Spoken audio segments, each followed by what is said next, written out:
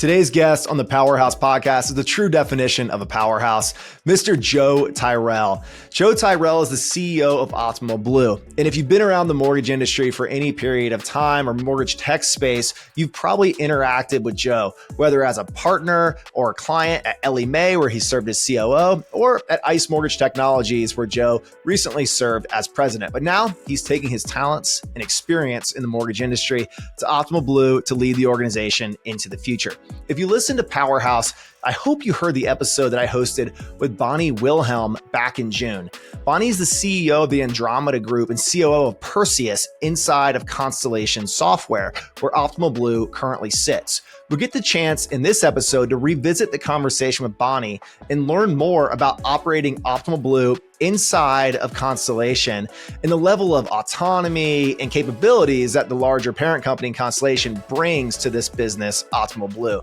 Joe has a very unique and powerful take on values-driven leadership. In this conversation, he goes deep into the values he holds his team accountable to at Optimal Blue and how he ensures there's no departmental or siloed divides in the organization that lead to breakdowns in the values and his extreme focus on a lender-first and client-first mentality.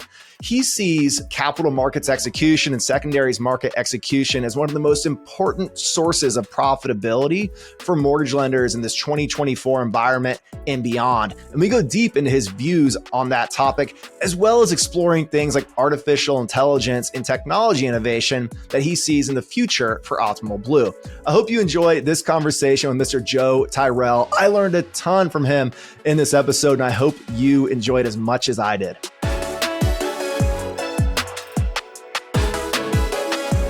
Joe, couldn't be more excited to take that first conversation about the overall Constellation strategy and go deeper with you on where you are leading Optimal Blue. So welcome to Powerhouse. Oh, thanks, Clayton. I'm happy to be here. And so many folks in the industry have crossed paths with you during your executive years at Ellie Mae and then ICE. But we're so excited to talk about today what you're doing as a CEO of Optimal Blue. So can you give us a glimpse into what attracted you to this opportunity?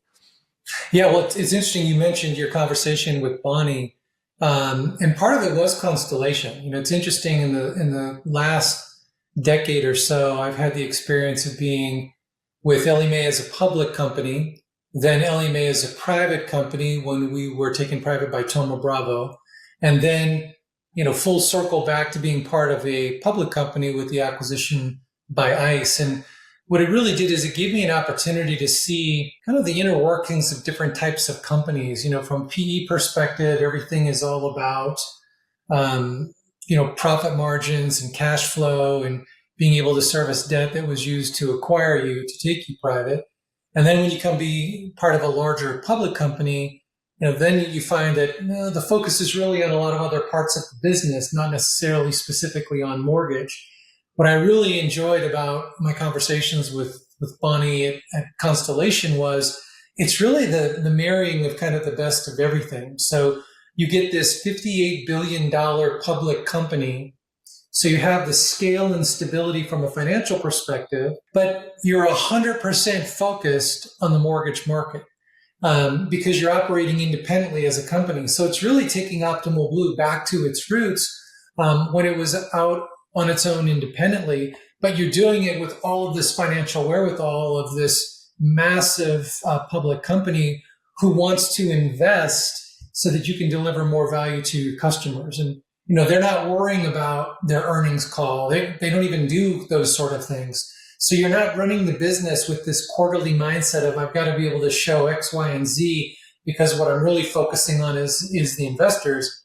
You're running a sound business, but your focus is on delivering value to lenders. And that just was so appealing to me. You're putting a light on the massive difference in flavors of different capital providers. And it's interesting that I look at Constellation and see somebody who has kind of private equity DNA from the deal making strategy, but operates the public company. And you compare back to when Ellie was under Thoma Bravo ownership, that's a different playbook with this kind of 3 to 5 or 4 to 5 year horizon. There's a period to build. There's a period to push revenue as fast as possible. There's a period to extract margin, and then you're back running a process to the next ownership group.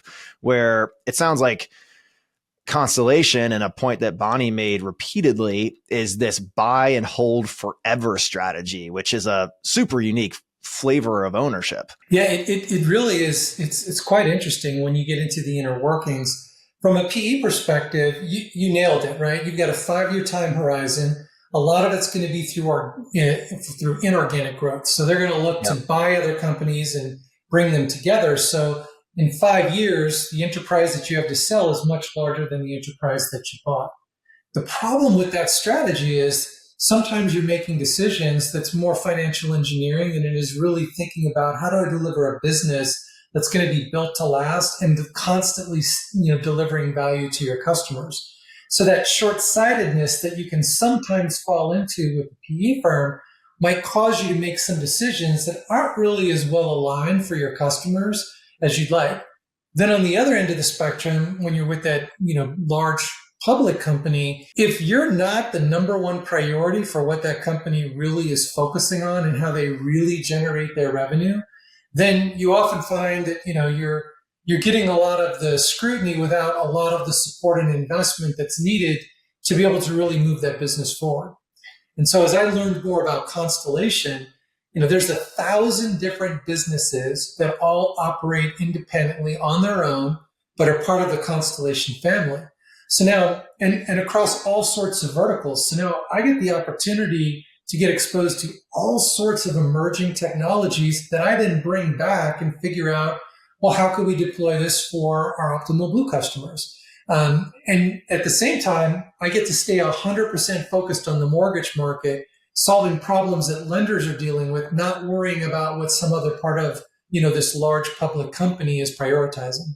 Yeah. And another thing that's popped out to me about Constellation is not just the emphasis on like extremely long or forever hold periods, but also the very decentralized leadership model where as like CEO of OB, you're not just part of Constellation, you're leading your own business. So like your flavor of leadership, the strategy that you believe is right for this mortgage end market, might have some influence by the Constellation playbook, but could be more influenced by your executive vision. Do you find that to hold true in your first couple months in the role?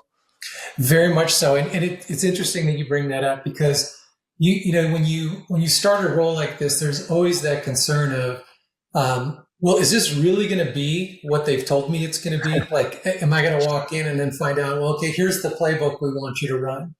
And it was exactly what they told me. It's all about Optimal Blue and what Optimal Blue, wants to be and how you want to show up. And so one of the things that we've been able to do is really throughout all the changes that Optimal Blue's gone through is kind of maintain a bit of that identity. And so we're now really getting back to probably the Optimal Blue that most people have that initial experience with. And where that shows up is you'll see it in our values. So it starts with the mission. So our mission is not about how do we increase our profit margins so that we have, healthy cash flow. It's not about, how can we be a solution that, a larger public company gives away parts of so that they can show progress and growth. That's not really growth. Our mission is super simple. It is to help lenders maximize their profitability on every single loan that they do, so they have the financial ability to help people achieve the dream of homeownership. And with Constellation, it gives us the ability to say, this is what we're going to do, and this is how we're going to run the company. So every product offering that we're going to introduce, every feature we're going to come out with, every use case we'll deploy generative AI against is going to be looking through this lens of how do we help a lender maximize their profitability. And then for us at Optimal Blue, we have the ability to then say, and here's how we're going to run the company. And it's really going to be centered around kind of 4 core values. The first is we expect everybody in the company to take ownership of the success of our customer. So it doesn't matter what department you're in, doesn't matter what organization you're part of. We don't work in silos. We don't worry about somebody else having a relationship. If we see something that needs to get done for the customer, then we take action and we do it. The second is we innovate with purpose.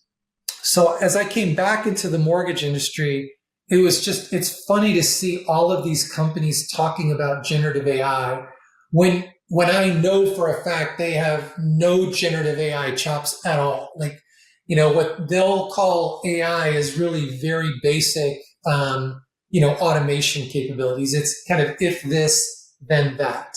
Or you see these newer players that have come in and all they talk about is, technology and AI, but they don't have the experience to understand what problems should they actually be solving. And so for us, we're innovating with AI in a very specific way. Lenders have so much to lose because it's such a regulated industry. You got to make sure that when you're deploying automation and specifically generative AI, that you're doing it in a way where you're introducing a high level of value and a low level, almost zero level of risk, because the lenders just can't afford, to take on those sort of risks in trusting new technology. So we innovate with purpose because we have the domain expertise of doing this for 20 years, but we're on the cutting edge from a technology perspective. And that's a lot of what I'm bringing to the company as well. And then the last two values kind of that really drive us is serving authentically. So what I mean by that is just listening, understanding what it is that our customers need from us, and then making sure that we're prioritizing the things that make the biggest impact on them, again, with this focus on profitability. And then lastly, and again, we have this incredible freedom to operate the company this way, is to act with urgency.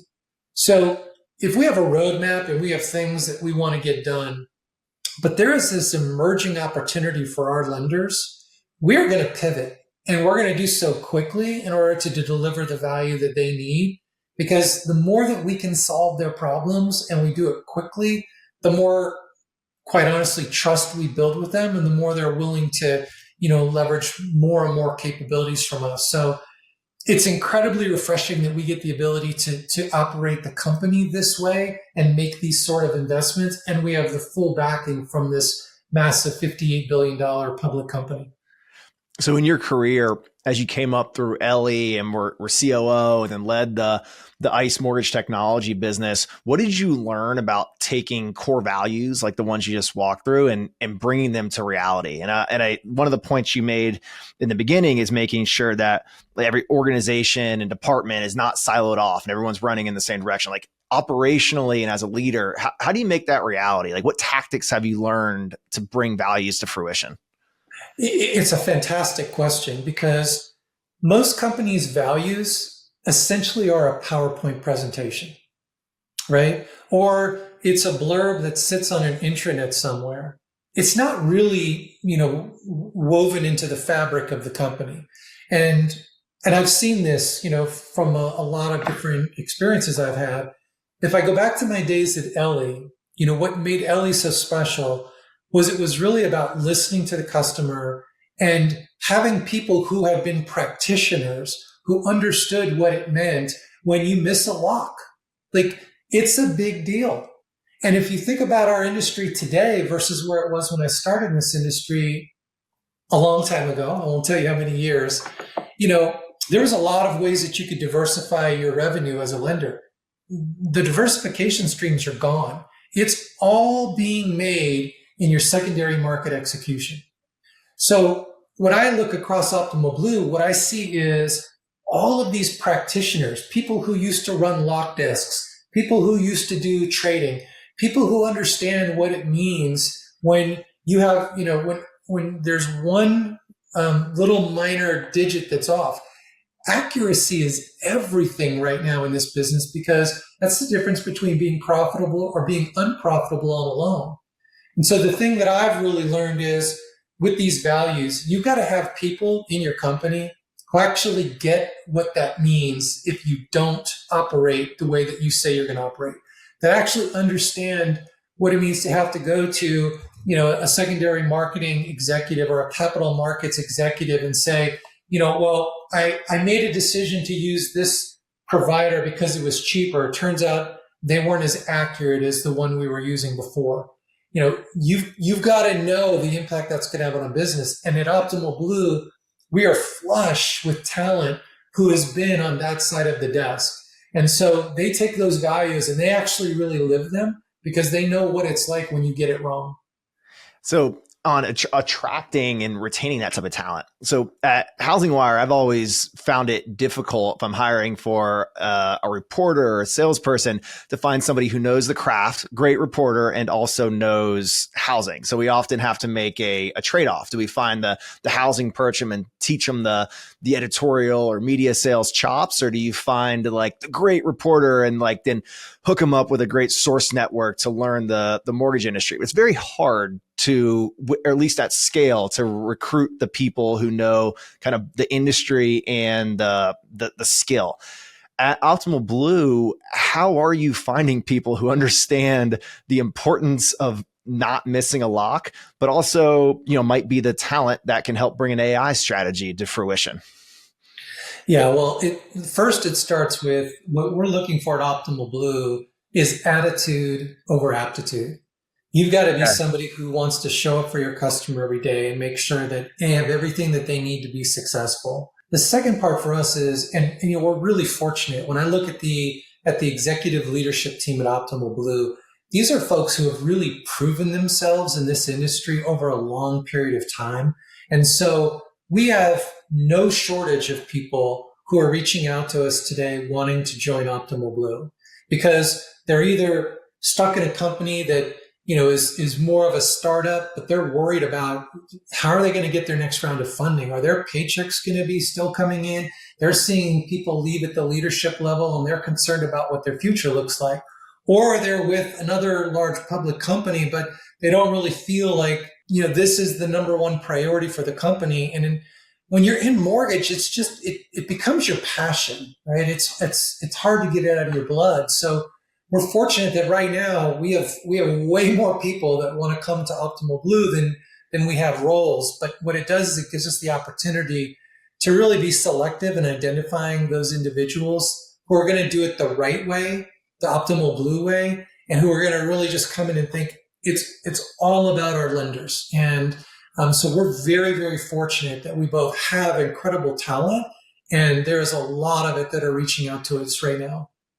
So you talked about the importance in terms of profitability of capital markets execution and secondary market execution for lenders right now. Can you go deeper on why at this stage in the market, we're having this conversation in July of 2024, where I don't know, we've had a few weeks of rates moving in the right direction, but volume is still down and lenders are still, keeping the belt as tight as possible and fighting tooth and nail for originations volume. Why at this moment, and how long will this moment continue, is capital markets execution so critical? Yeah, I mean, I just think this is the new normal going forward. Okay. We've been through these cycles before in our industry. We've seen the rates rise and drop, and we've seen kind of both ends of the historic side of that cycle, right? I can remember when I first started in this industry and interest rates were much higher than they are now. And then you think back to, the time during the pandemic, and it was just amazing how low those rates were. What happens is, it's fascinating to me is that with lenders, you see this wave, and it's really, you always think, like, I have these conversations with outsiders who don't understand our industry, and they always say, like, I don't get why, your customers don't kind of, when times are great, why they're not storing up that revenue and investing it so that they're more efficient, more effective when the volume goes down, so that they're able to capitalize on, improving their profitability even in lower volume markets. And it's easy to say from the outside, but you just don't understand that once all of a sudden this volume starts hitting you, and you've got closing dates you've got to meet, and you've got your reputation on the line, and people are trying to figure out how to get their kids ready for school, and the movers coming, it's easier said than done. And so when we really think about kind of all the changes that take place in the market, it's got to be regardless of what the macroeconomic backdrop is. how are you thinking about in high volume or low volume, constantly delivering solutions that are going to enable the highest level of profitability for your customers? I just don't think a lot of companies think that way. They think more about how do I make headlines with a cool announcement of something, whether it solves a problem or not. Or, hey, if my lenders are doing great, how do I maximize my own revenue during this period of time? And I think what we're looking at right now is this new normal of the only way lenders are truly going to be able to build a business that's going to last is they have to have really strategic thought processes around secondary market, capital markets, execution, not just, the cost of money to lend, but how quickly they can turn those loans around, how quickly they can redeploy it for the next loan. And are they really getting the right level of data and insight that they need to, one, make sure that they're competitive in the market, and two, that they're maximizing their profit on every loan? You'll see a big push from us in terms of sharing more and more data to our customers, letting them know exactly where they sit from a benchmarking perspective, all aggregated and anonymized, because obviously we take the protection of our customers' data very seriously. But there's so much more we can be giving them in terms of insights into a very specific market, how they can be more competitive. And so, this is just the way it's going to be going forward. And I think the quicker that other companies realize it, the more value they'll be able to give the lenders. We've definitely seen some benchmarking data over the years from groups like MBA and Stratmore partnering. But when your clients start seeing their capital markets benchmarking data, side by side with anonymized market and industry data, do you think there's going to be any players that are surprised? It's like, hey, we thought we were great at this, but it turns out we're middle of the road or even worse. Like, what do you expect the reaction to be as this benchmarking capability rolls out? There's a lot of lenders out there that do a really good job in interrogating their data, always constantly looking for any advantage that they can get. But Yep. I think we all know that there's also a large group that just don't have that level of sophistication, that level of data scientists at their disposal, or the ability to really get the data to a state where it's easy to query and extract information out of it. That's what I'm excited about with what we're going to be doing from a data and generative AI perspective. So when you're looking at data that's coming from a lot of the sources that are in the market today, it's kind of useless because it's dated. So it doesn't matter that I find out, what I was doing 2 weeks ago or a month ago. I need to know what's happening real time right now in my business compared to what's happening in the market. So not using surveys to get high level information, because look, we know a lot of the folks that respond to surveys, sometimes they're not 100% truthful on those surveys. So how do I get a trusted source of data who's telling me real time what's actually happening in the capital markets, and how do I compare to what is kind of, prevailing rates at that time? That's where we think we have a huge advantage that we can then lend to our lenders so that they're able to lean into the data and be able to make immediate decisions. And then when you go to the other side of that, it's like, well, I've got all this data. How do I compress it in a way where it can just tell me this is what I need to do? And that's where we're focusing a lot of our generative AI efforts. One of my favorite books and big influence for the business that I'm building here at HousingWire is Bloomberg on Bloomberg. And Bloomberg talks about his early career days on Wall Street and how on fixed income desk it was a competitive advantage just to start recording, even if on the back of a piece of paper, every trade that came through, because there was not real-time data informing how bonds and other fixed income securities were trading on Wall Street. So the earliest data transparency, was people physically writing stuff down and sharing it amongst each other, certainly not a real-time feed. So does the mortgage industry still kind of have that challenge where there's not enough real-time information to trade at best execution level, where there has to be a buffer built in due to information in inequality or lack of access? Yeah, I think there's a couple things. One, a lot of the data that we have available that's made public is about a week old, most Yeah. of it. So, just the real-time nature, you're already at a bit of you're already a bit of a position where you're behind. But then when you do look at the data, the problem with some of it, at least in my opinion, is it's too high level.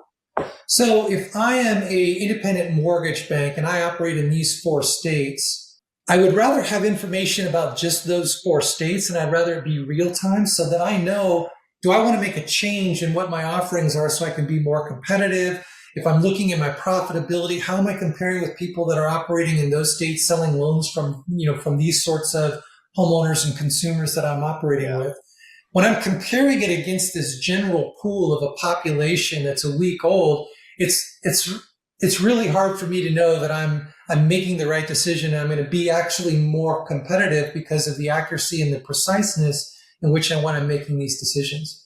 If you look at the data that we have, we should be able to tell you down at a real-time basis, down to a zip code for your specific type of lending institution, the channel that you're in, like really get to a granular level so that you can do a true apples to apples comparisons. Today, what I think most lenders are struggling with is they're comparing apples to cantaloupes. Apples to cantaloupes. That one caught me off guard. I wasn't expecting cantaloupes as the fruit comparison there. Okay. So Joe, it's interesting that we're talking about AI. Later this week, your CTO, Seaver Suleiman, is going to be speaking at the HousingWire AI conference. And I'm probably going to get the answer to this question on stage, but I'll ask you, what role does AI play in like bringing this like faster access to data, more transparency, local market intelligence to your origination and capital markets users? Yeah, fantastic question. And, one of the things that really attracted me back to the mortgage industry and specifically with Optimal Blue was I've always known that there is a huge opportunity for AI to make a big, big impact for lenders. And just have not had the ability in some of the previous roles where we could, really get the support necessary to drive AI. And with Constellation, they're all about how do you deliver more value? How do you deliver more efficiencies to your customers that you're serving? And so, I mean, we could do several days on just going through AI and all the various use cases. We're starting with ones that are pretty obvious to our customers that can have the biggest impact in helping them drive greater profitability. So what Seaver's going to talk about is our whole strategy around generative AI assistance. No, we're not, it doesn't mean that it can't happen, but our intention is not to introduce generative AI that completely replaces roles. Instead, our focus is on how do we provide generative AI tools that act as an assistant to someone so that they can be more effective in their role. So perfect example, we're introducing a profitability assistant. So this is a generative AI assistant that's really designed for CFOs. If you think about CFOs, what are they doing all day is they're not in a lot of these technologies that are used in the mortgage industry. The CFO is operating off of information that's being fed to them that comes out of these systems. But it's reports and charts, and then now they're having to kind of, correlate what they saw in one spreadsheet versus what they got out of another system. And so our profitability AI assistant, what it does is it takes all of that data and it basically summarizes it for them so that they can be more channeled just to doing strategic work, right? So now I can look at what are the top drivers that caused a gain or a loss for me, whether that's because of the profitability that I have in the pipeline, what's happening with my locks, if I've got loan sale issues, fallout, but doing it in a way so that I don't spend, a couple of hours every day trying to decipher what all these reports mean. It basically summarizes it for me in a paragraph that says, your profitability was down today, and here are the 3 key drivers for it. Now I can make adjustments to those drivers so I can impact not profitability tomorrow, but through the rest of today. And so this focus on real-time summarization so that you know exactly what you need to do, that's where generative AI can play a huge role in a highly regulated industry to make people more effective. Joe, can you paint a picture of an example of a business intelligence outcome that a CFO might see and the lever they would pull to affect profitability in a intraday? Like what would someone learn? What would the CFO learn? And then how would they act to like actually change pricing or whatever it is in the organization to improve profitability in that moment? Sure. So what a CFO is looking for is, what are my drivers that are causing a gain or a loss, and how will that impact my pipeline? How do I think about, okay, if I've got a loss that's come through today so far on what I've traded, what is in my pipeline? Am I just going to have the next, 5 trades all look like this, or how can I make changes, right? And so what they're doing is they're getting all of these data sets, sometimes very complicated, and you're getting it out of multiple systems sometimes. So even try to correlate, like, are these talking about the same loans, takes you some time to decipher.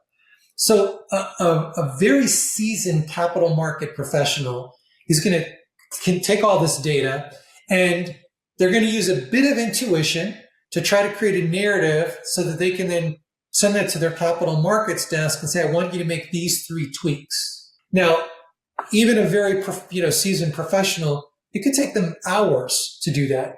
Meanwhile, that clock is ticking, right? That clock is ticking. Trades are getting executed. New loans are getting locked. New hedge strategies are being developed.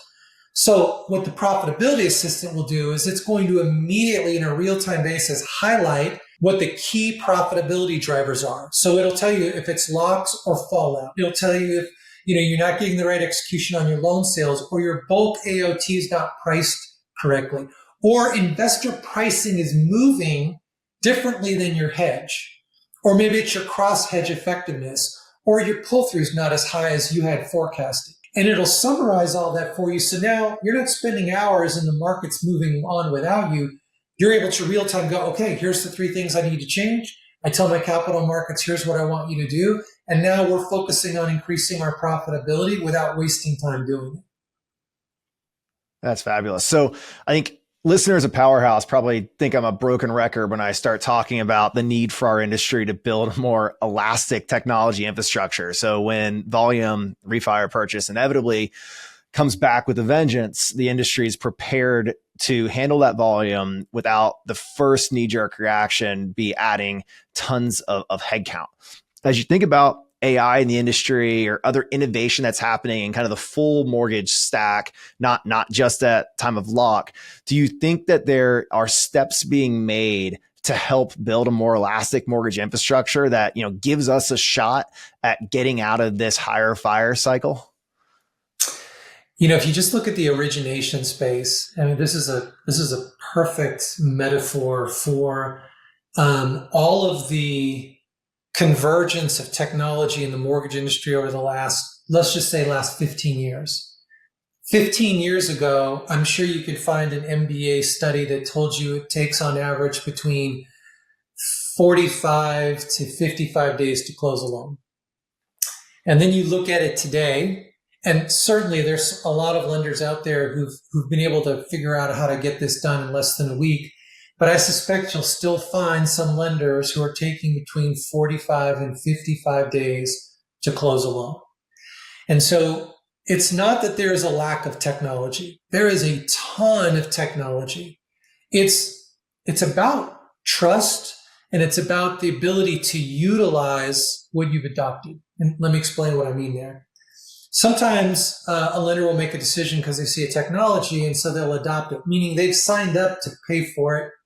But then when you look at how much are they actually utilizing of what they're paying for, it's a very small amount, right? A PPE is a perfect example. You have a lot of lenders that are looking at a PPE, and it's really just aggregating rate sheets for them. But there's so much more capabilities. If you look at Optimal Blue's technology stack just on the PPE alone, there is deep capital market capabilities built natively into the PPE, but you don't see people leveraging all of those capabilities. And yet, if you're paying for a PPE, you're paying for all of the features, but you're using just a fraction. And so when I've talked to lots of lenders, what it comes down to is you've got 2 issues. One is trust. And so we've been very lucky at Optimal Blue with the thousands of customers we have. They know that we put a premium on accuracy.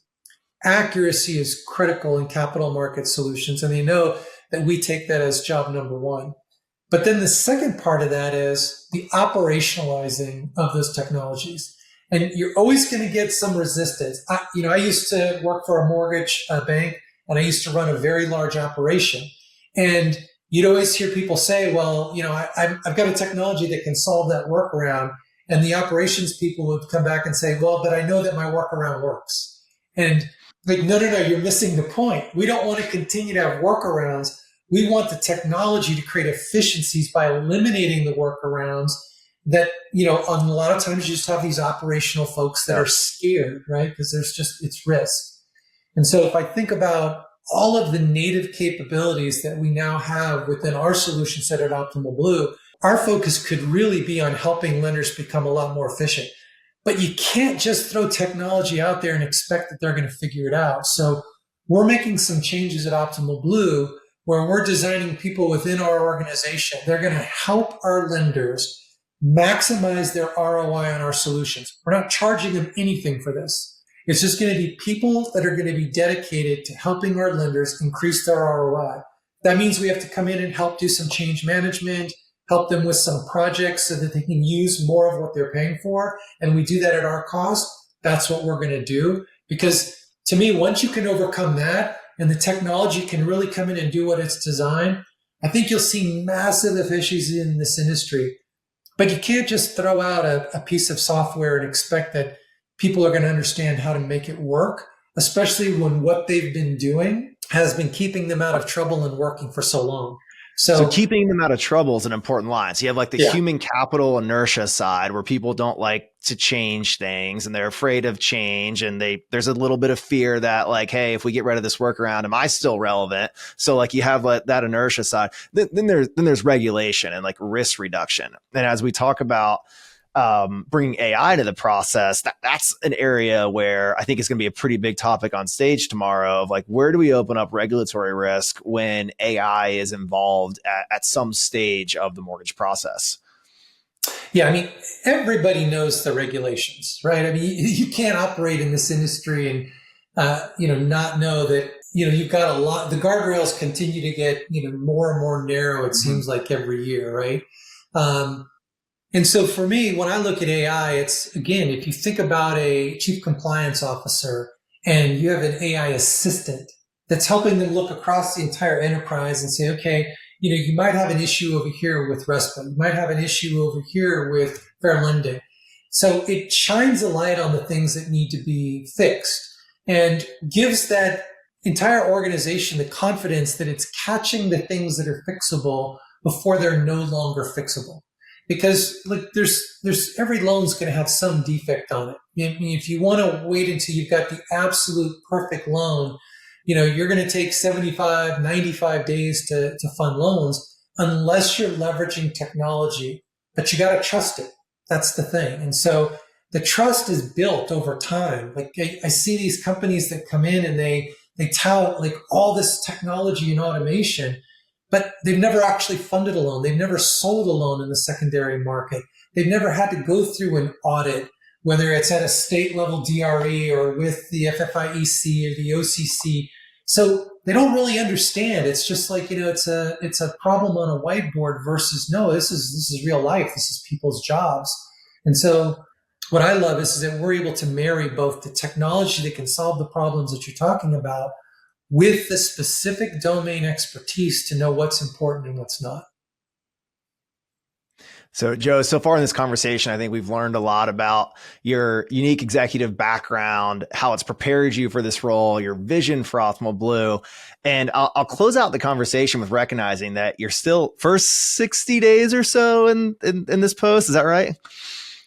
30. Am I getting 30, first 30. Okay. June, July. 30 days. Okay. So, what should we like? How are you investing your time right now as you transition in the role? What is like, did you come in with a 100-day plan or like, how are you managing coming into this organization, taking on, it's kind of like one of those, change the engine while the plane's in the air modes. Like you have a high performing business with a lot of clients. You can't afford to like land the plane and start back over. So like how do you come into this organization, and what should we expect from you in the first 100 days, whatever time frame you want to put on it? Yeah. So fantastic question. So I always start with what's good, like what's really working well. And so those are the obvious ones: the team, the amount of experience and being practitioners of the software we're actually building and the problems we're solving, the culture being very lender centric, like really understanding what we need to do to help lenders, open to innovation, open to change. Remember, Optimal Blue's gone through a lot of changes. It's kind of like getting back to our origins now that we're able to operate independently. It's not being driven by a PE strategy or a public company strategy that wants to like take your product and make sure it can make its other products more valuable. Like, we get to be 100% focused on this part of our customers' business. So all that's good. No major issues in the company, like no big technology changes we need to make, either back office or front office. So all that's great. So it allows me to come in and focus on a couple things. One is I'm big on delivering value to our customers without charging them incrementally for it. So you're going to see us deploy a lot of capabilities, a lot of new capabilities, without our customers having to pay one penny more for it. So that's just a philosophy I have, is the more that you can deliver value, the more valuable you become and the more of a partner you are versus a vendor. So that's one. The second is I'm going to go very quickly here. I expect us to accelerate our delivery of innovation. I was just on a town hall earlier this morning, and I told my team, from playing football in college, one of the things my coach taught me was there's a difference between rushing and going fast. When you're rushing, it's because you're trying to move quickly, but you actually don't know where you're going or how you're going to get there. So you're running up to the line of scrimmage. You're trying to figure out what you're going to do. Are we in the right position?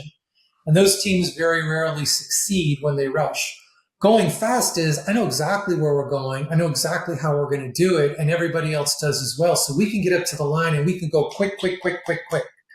And so you're going to see that come from us as well. And I'd say the third thing is going to be around our partnership approach. There are so many incredible companies in this mortgage ecosystem. And the more that we can partner with them to help our joint customers take advantage of all of our solutions, the more we're going to be able to really move the needle for our customers. And so, you're going to see us really engaged, not that we haven't already, but to an even greater extent, all of the partners in the ecosystem, so that we can all come together and really solve solutions together. All right, Joe, I'm excited to see you move fast. This has been a fun conversation. Thank you so much for joining us on Powerhouse. My pleasure. Thank you, Clayton.